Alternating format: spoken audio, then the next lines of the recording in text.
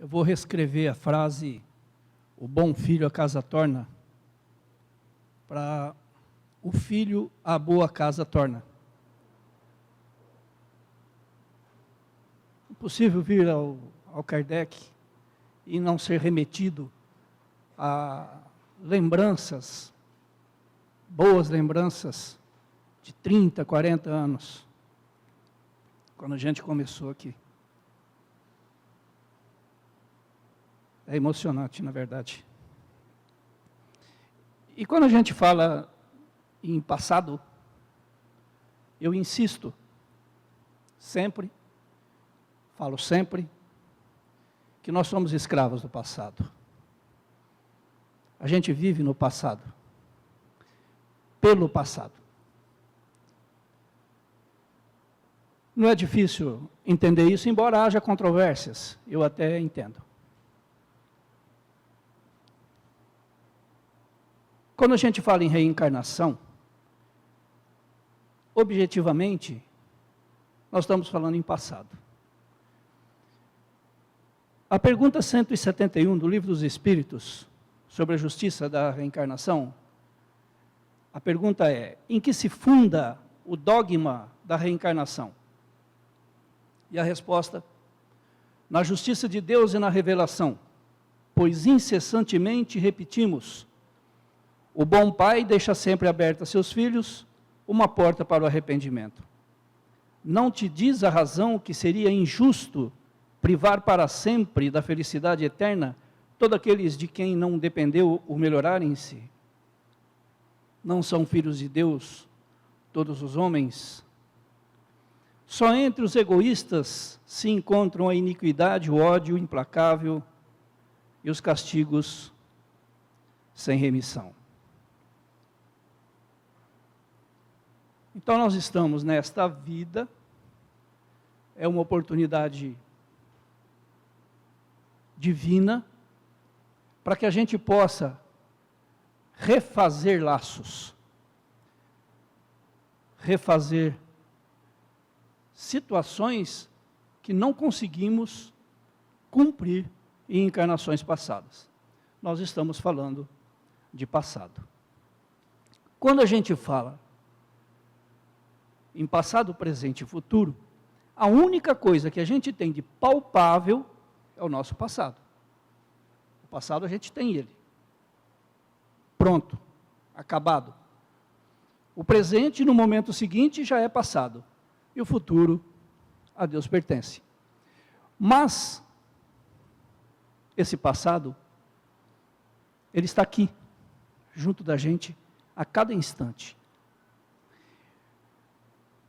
O espírita, a pessoa que começa a frequentar a casa espírita, que se propõe a seguir a doutrina espírita, precisa estar muito atento àquilo que faz no dia a dia. Quando a gente se envolve com a doutrina e se propõe a trabalhar na casa espírita, a participar, a ouvir, a assistir,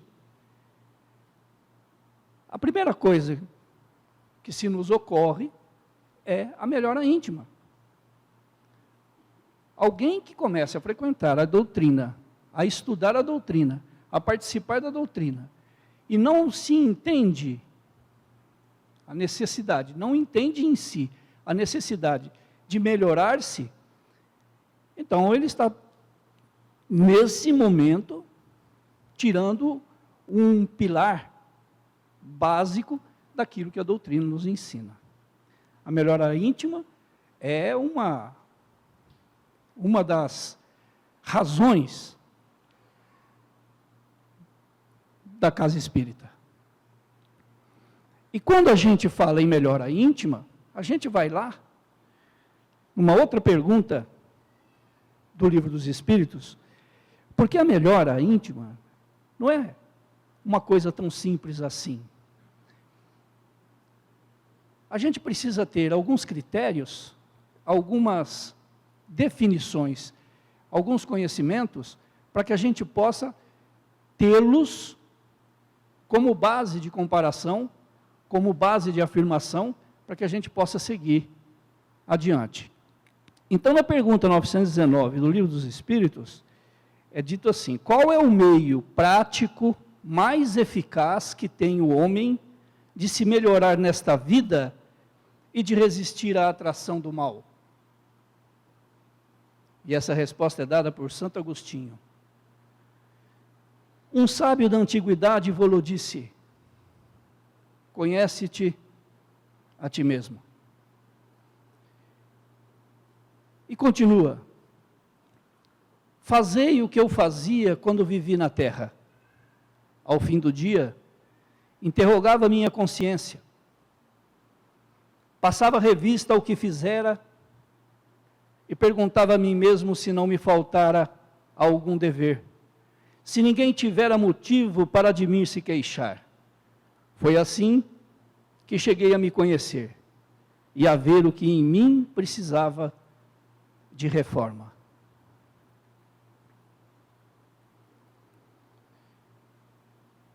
Nesse instante a gente começa, então, a imaginar o nosso dia. E no final do dia, a nossa reflexão. Mas com que parâmetro nós vamos fazer uma reflexão sobre aquilo que fizemos de certo e de errado? Do Evangelho. O Evangelho nos serve de luz. O Evangelho segundo o Espiritismo, o Livro dos Espíritos, nos servem de luz, de lume, para que a gente entenda o que é certo e o que é errado. Ainda que tenhamos consciência, e essa consciência nos indica o que é certo e o que é errado. Quando Santo Agostinho diz aqui: fazei o que eu fazia, reflita sobre o que você fez durante o dia, e a partir daí você vai começar a se conhecer. Ele está dizendo isso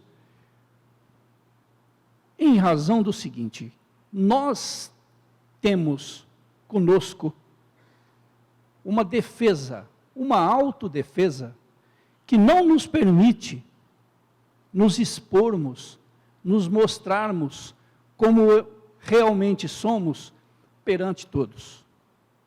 A gente usa uma máscara, uma armadura, que nos protege daquilo que a gente entende que os outros não devam ver. À noite, quando estamos a sós com Deus, ainda que durante o dia neguemos aquilo que praticamos de errado, à noite a gente não consegue fazer, porque nós sabemos o que fizemos e estamos conversando com Deus. Nesse momento a gente fica nu, a gente abre a nossa armadura, arranca a nossa máscara e conversa claramente com Ele. É nesse momento que a gente se expõe. É nesse momento que nós descobrimos feridas que nós temos guardadas atrás da nossa armadura e que sangram à medida que a gente convive. Essas feridas têm nome. Meu pai, minha mãe, meu filho, minha esposa, meu vizinho, meu patrão, meu colega. Cada uma dessas feridas, à medida que a gente se relaciona com essas pessoas que nos magoou, ou a quem magoamos, ela sangra. E é preciso que a gente tenha consciência para que a gente possa cauterizá-las. E isso a gente descobre à noite, no final do dia, no balanço, na revisão do dia, daquilo que a gente fez. Durante o dia, todo cuidado é pouco. Nós estamos aqui pelas pessoas. Nós estamos aqui por pessoas. Nós voltamos aqui para refazer laços, para fazer amigos e para refazer amigos. Não há nenhum movimento que façamos durante o nosso dia a dia que não haja uma pessoa envolvida. Não há nenhuma situação que tenhamos um sentimento, um sofrimento ou uma alegria que não haja uma vida envolvida nisso. Por isso, uma pergunta do Livro dos Espíritos, se eu não me engano, 825, pergunta se nós podemos viver só. E a resposta é não. O ser humano não foi feito para viver só. Ele só evolui a partir do momento em que ele convive. E nós precisamos conviver. Entender que as pessoas são a razão da nossa estadia. As pessoas são a razão do nosso dia a dia. As pessoas são a razão da nossa existência. Quando nós nos referimos às pessoas, a gente vai lá atrás e pegamos uma máxima do Evangelho que diz: ama ao próximo como a ti mesmo. Nesse instante, a gente começa, a partir daquela reflexão que nos orienta Santo Agostinho, a nos entendermos como conviver sem prejuízo de outrem. Amar ao próximo como a ti mesmo é simples. É só não fazer ao próximo o que não gostaríamos que nos fizessem. Eu não gosto de ser humilhado. Por que eu humilho o outro? Eu não gosto de que as pessoas tenham por mim indiferença. Por que eu tenho indiferença com as outras pessoas? Eu não gosto que me olhem torto. Por que eu faço isso com as outras pessoas?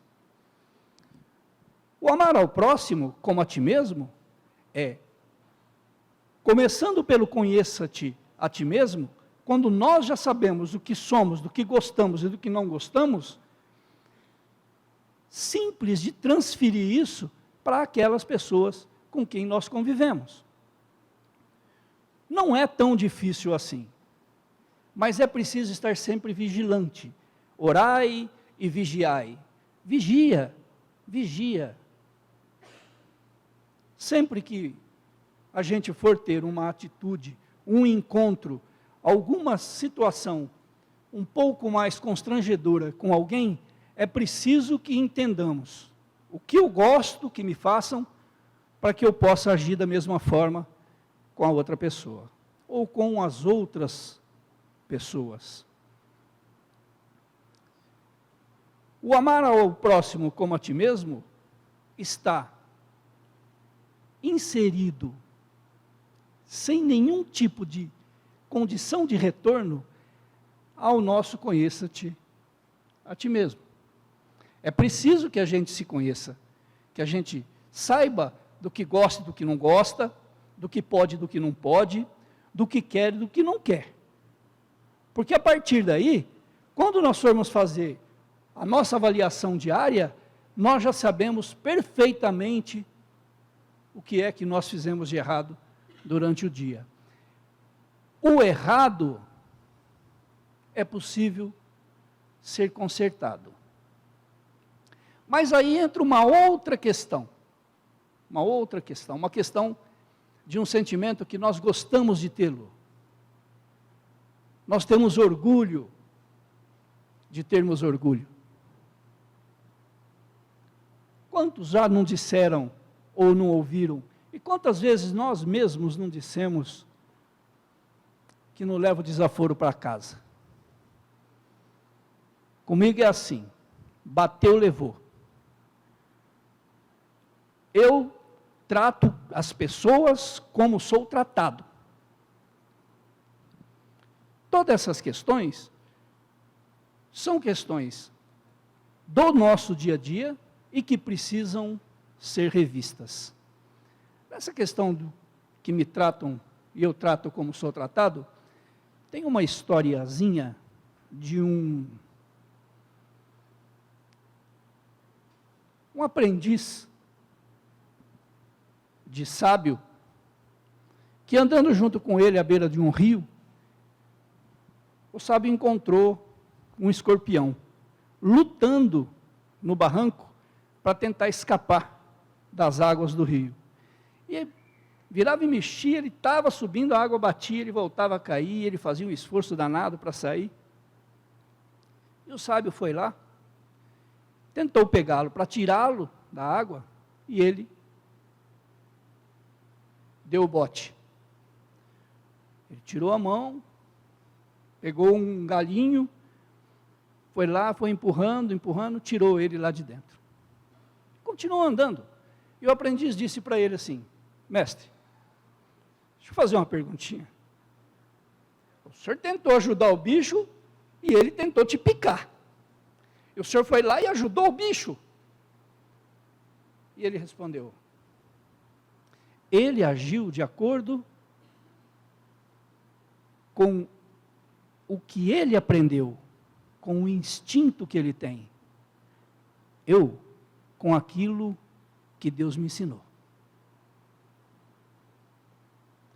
Se eu reagir da mesma forma que as pessoas que me tratam mal, se eu fizer do mesmo jeito que as pessoas fazem comigo, eu me igualo a elas.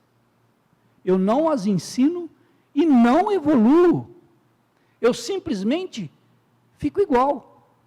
Eu simplesmente sigo o caminho que já vinha seguindo e não a minha reforma tão almejada. Tem também a história do jornaleiro. O rapaz todo dia passava para comprar o jornal, o jornaleiro pegava o jornal, jogava no peito dele, ele, bom dia, entregava o dinheiro, punha o dinheiro lá, virava as costas e saía. Todo dia era a mesma coisa. Pegava o dinheiro, muito obrigado, saía, nunca recebeu nada de volta. Aí um rapaz de uma padaria em frente, um dia chamou ele e falou: escuta, cara, eu estou irritado. O cara te trata mal, te fala grosseiramente, vira as costas para você, e você todo dia trata ele, bom dia, tal, não sei o quê. Pô, para com isso, vai comprar o jornal em outro lugar, rapaz. Será que você não vê isso? Ele falou: eu vejo. Mas eu não vou fazer com ele o que ele faz comigo. Porque se eu fizer isso, você vai odiar a nós dois.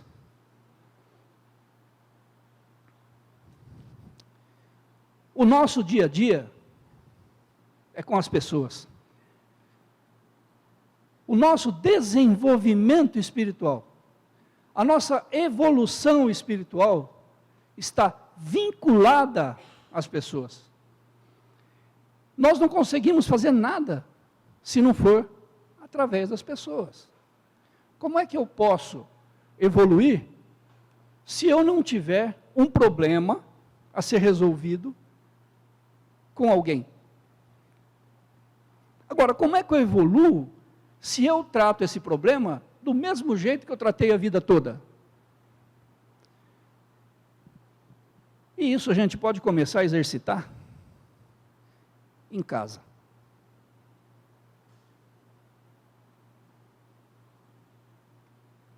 Eu estou falando com vocês, as minhas palestras não são palestras, são conversas de coração para coração. A gente não fala difícil nem tecnicamente. A gente fala aquilo que nós precisamos ouvir, inclusive quem é o palestrante. O palestrante ouve muito mais que vocês, porque à medida que eu falo, eu escuto, E muitas vezes, quando alguém está falando, eu não escuto. Mas vejam, se a gente parar 30 segundos para refletir, nós vamos entender rapidamente a nossa dificuldade de relacionamento, a partir da nossa casa. Quando a gente começar a pensar, por que eu não posso ir na casa do meu filho? Por que eu não consigo ver o meu neto? Por que eu me afastei do meu amigo, que me tratou sempre tão bem? Cadê esse cara? O que é que eu fiz com o meu patrão? Por que eu tratei mal o meu vizinho? Cadê meu irmão? Onde é que está minha irmã? Quando foi a última vez que eu conversei com meu sobrinho? Isso é recorrente. Isso acontece o tempo todo. Basta que a gente sente e faça a reflexão que o Santo Agostinho nos pediu para fazer. E a nossa melhora começa aqui. Começa em casa, a partir do nosso sentimento com as pessoas mais próximas que nós temos. É a partir daqui que nós começamos a entender aquilo que a doutrina nos diz, nos orienta, nos ensina, quando fala que nós estamos na família que escolhemos. Nós escolhemos a família que temos. A partir daí, nós somos responsáveis pela boa convivência. E essa convivência dentro de casa.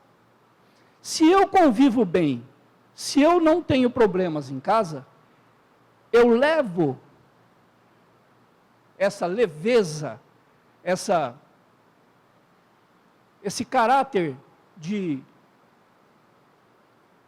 cidadão sem dificuldade em casa, que pode voltar para casa a hora que ele entender que ele vai chegar e vai ser bem recebido.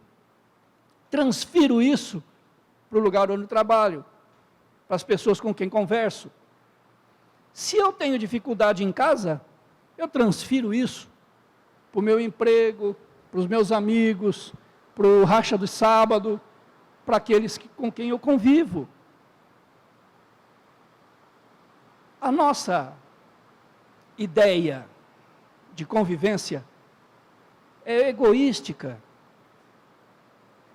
É do eu, depois você, se puder ser.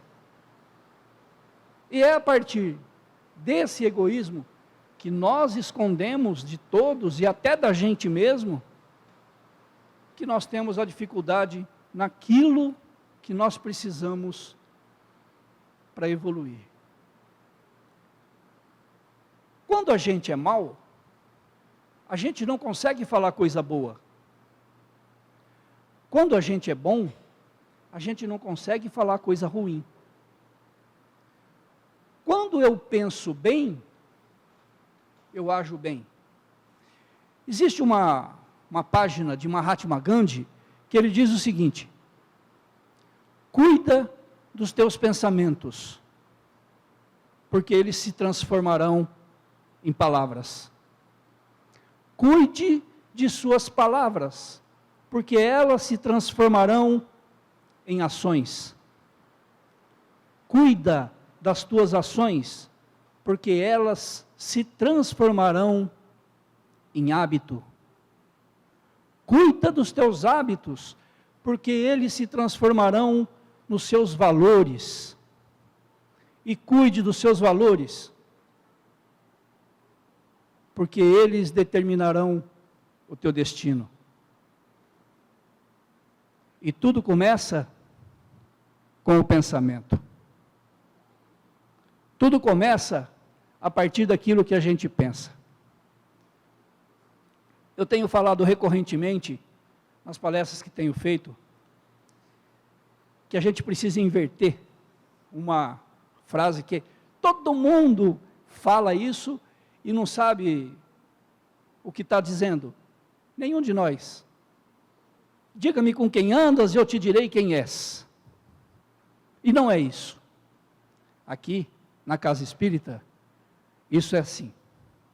Diga-me o que pensas e eu te direi com quem andas. É a partir do nosso pensamento que nós escolhemos a nossa companhia. É a partir do nosso pensamento que nós fazemos o nosso clima no nosso entorno. É a partir do nosso pensamento que nós buscamos a companhia que desejamos. É a partir daquilo que a gente pensa que nós temos ao nosso lado a espiritualidade que a gente escolheu. E tudo começa pelo pensamento.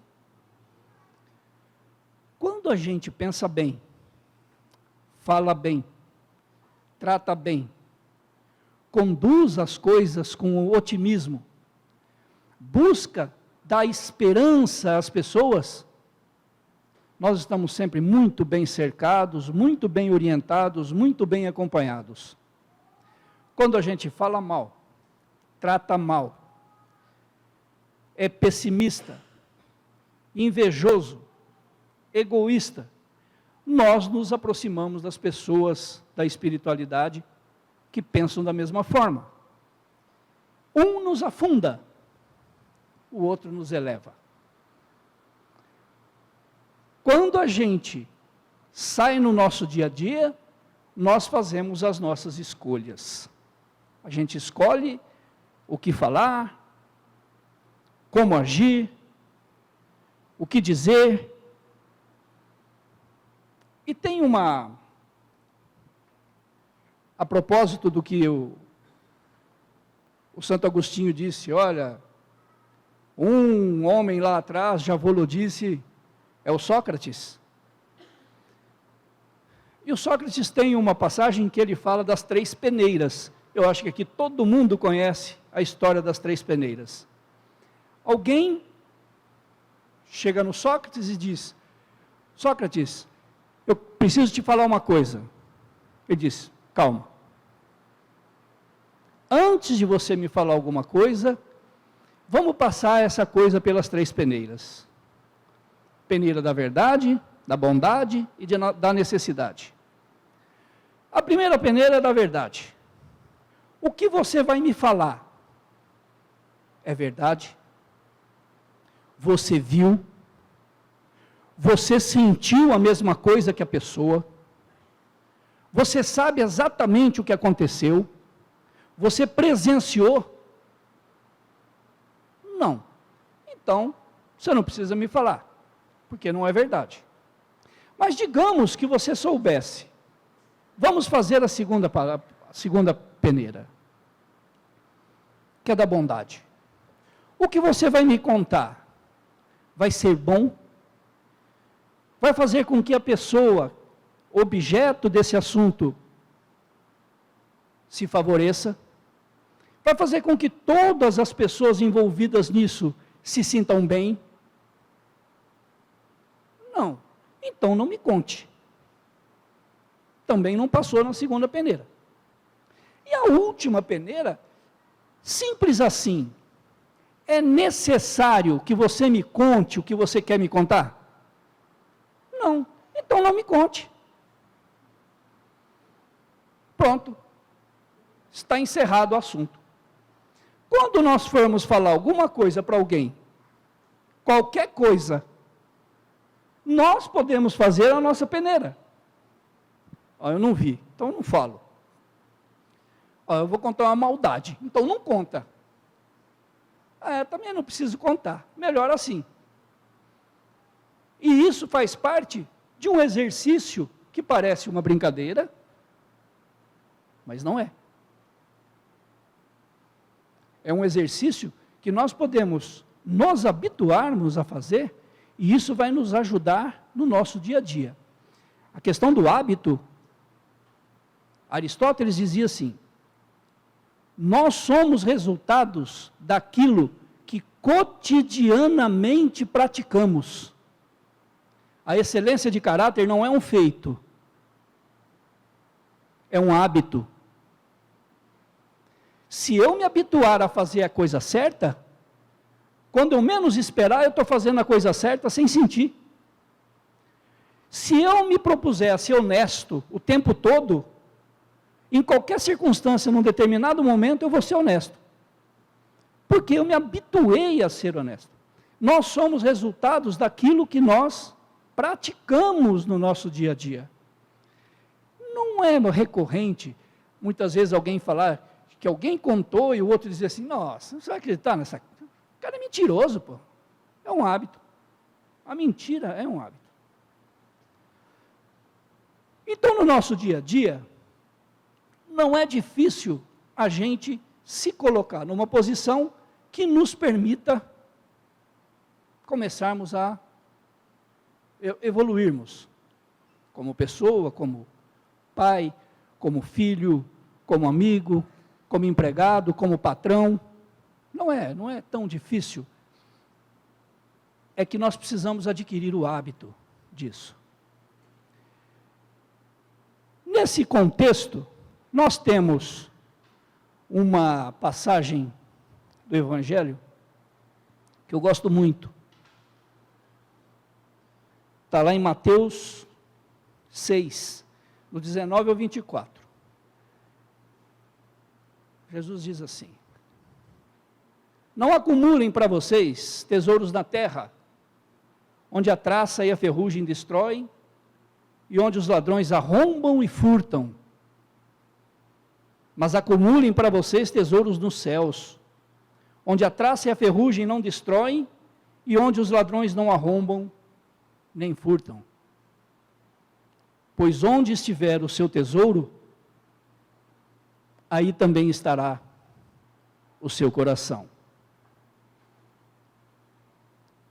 É uma questão de escolha. Qual é o meu tesouro? A intriga ou a bondade? A mentira ou a verdade?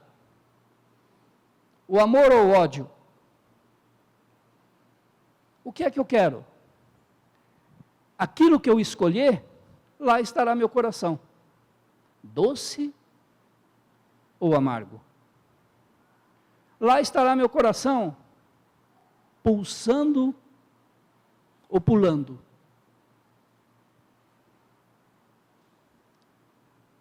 Uma outra coisa, e aí já é mais filosófico e mais difícil.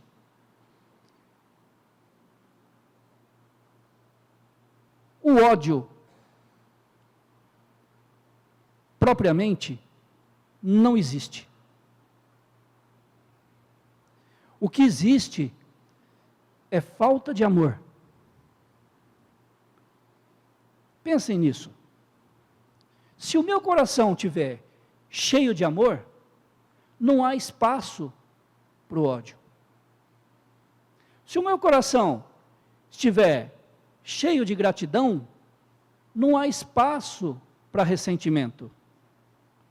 Se o meu coração estiver cheio de perdão, não há espaço para vingança.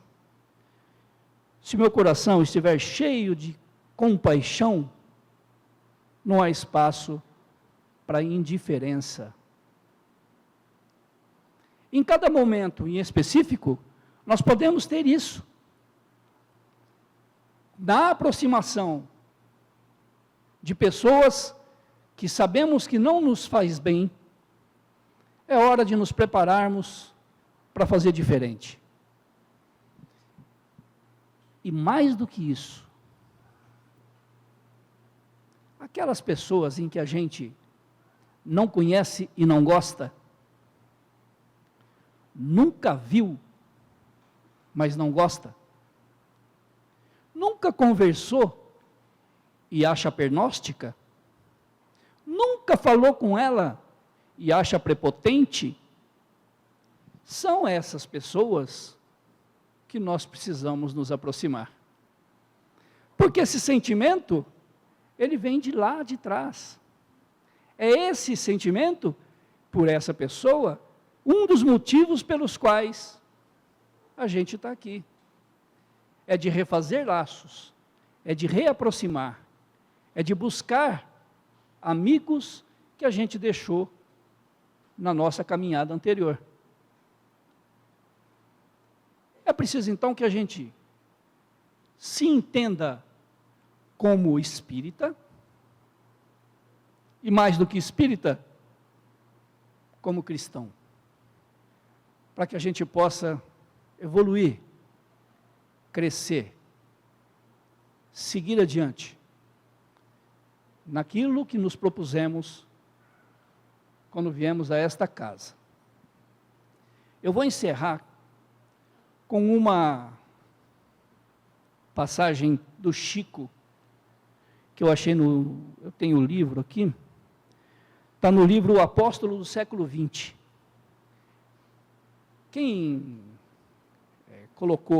quem escreveu isso, foi o Carlos Roberto Baccelli, aquele que fez o livro sobre o Chico Xavier. Então ele disse que o Chico um dia disse para ele assim: Baccelli, anota aí, estamos numa doutrina de muitos contatos, temos oportunidade de fazer muitos amigos, o trabalho a ser desenvolvido é imenso, temos a crença na imortalidade, o intercâmbio com os irmãos desencarnados, o conhecimento do Evangelho. A visão que o Espiritismo nos proporciona da vida é maravilhosa. Compreendemos a função da dor e adentramos a causa das provações humanas. Oramos, sabendo que a prece é o nosso fio de ligação com Deus. As nossas perspectivas para o futuro da humanidade são as melhores. A nossa fé é um tesouro. Mas se somos muito requisitados, se temos envolvimentos doutrinários, muitas tarefas, compromissos, mediunidade, não podemos nos esquecer de que o momento do testemunho é uma hora extremamente solitária. A vivência cotidiana no Evangelho é pessoal. Nem os Espíritos poderão substituir-nos quando formos chamados à aplicação de tudo quanto já sabemos, ou pelo menos supomos saber. Esse é o problema fundamental do espírita, a sua própria renovação. O espírita não se melhora, não está assimilando a doutrina. Dizem que eu tenho escrito muitos livros, tudo é obra dos espíritos amigos. De fato, tenho recebido muita coisa, mas Emmanuel tem me ensinado que nenhum livro que eu possa ter recebido, ou que venha a receber, vale pelo que eu esteja fazendo da minha própria vida. Tenho visto tantos médiuns preocupados em escrever, em publicar livros, tudo muito justo, devemos fazer pela divulgação da doutrina o que pudermos. No entanto, depois de tantos livros publicados, digo a vocês, que a minha luta maior continua sendo comigo mesmo. Tantos conflitos entre os companheiros de ideal, tantas disputas, tanta cisânia. Ora, após desencarnação, só poderemos recorrer às nossas próprias obras. Os benfeitores espirituais, por mais que queiram, nada poderão fazer para nos alterar a realidade. No Espiritismo, ninguém faz mais do que aquele que se esforça para viver conforme crê, ou seja, colocando em prática a lição que aprende. As ações são minhas, mas os livros pertencem aos Espíritos. Não posso reivindicar a obra de Emmanuel para mim. Eu não fiz nada. O médium não passa de instrumento. Dei apenas do meu tempo e muito pouco. Poderia ter dado mais, dormido menos, me preocupado menos com os outros, mormente com aqueles que sempre criticaram as minhas imperfeições no trabalho dos Espíritos. Ouçam isso. Tenho receio de ver a minha ficha no mundo espiritual. Não vou pedir para ver coisa nenhuma. Se eu puder continuar trabalhando, renderei graças. A misericórdia divina há de me possibilitar continuar rastejando para frente. Rastejando sim, mas para frente. Não posso mais pensar em retrocesso. Então, eu não compreendo tanta vaidade, tanta pretensão. Vamos preocupar-nos com os outros, mas para auxiliá-los. Se o Chico Xavier tinha medo de olhar na ficha dele, que eu vou fazer? Então, ele disse, o nosso maior problema é a nossa melhora íntima. E é a partir daqui que eu espero que a gente consiga, primeiro, nos conhecer. Segundo, fazer um link entre o que nós somos, o que nós fomos e o que queremos ser. Terceiro, usar aquilo que o Evangelho nos diz que deve ser feito. E, finalmente, tratar as pessoas como gostaríamos de ser tratados. Fazer às pessoas o que gostaríamos que nos fizessem. Não fazer às pessoas o que não gostaríamos que nos fosse feito.